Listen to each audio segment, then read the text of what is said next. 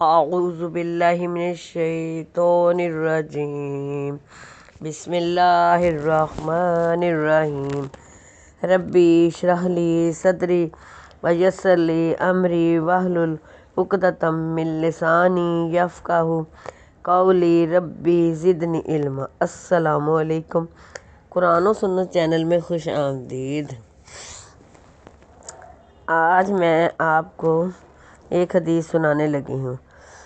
حضرت علی رضی اللہ تعالیٰ عنہ سے مروی ہے کہ نبی صلی اللہ علیہ وسلم نے فرمایا، جو شخص روزانہ 100 مرتبہ لا الہ الا اللہ الملک الحق المبین پڑھے تو یہ کلمات اس کے لیے فقر و فاقہ، مالی تنگ دستی سے نکالنے کا ذریعہ اور قبر کی وحشت سے محفوظ رہنے کی ضمانت ہے، اور ان کلمات کی برکت سے پڑھنے والا غنی حاصل کرے گا، اور قیامت کے دن ان کلمات کی برکت سے وہ جنت کے دروازے پر دستک دے گا۔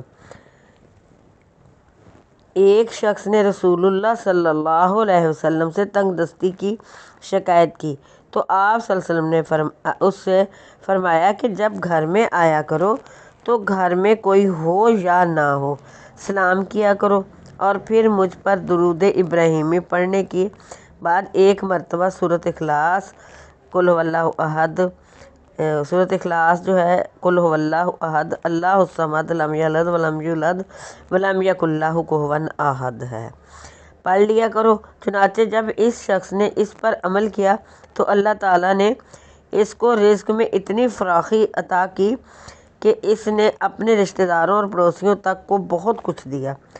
اللہ آپ کا حامی و ناصر ہو۔ اللہ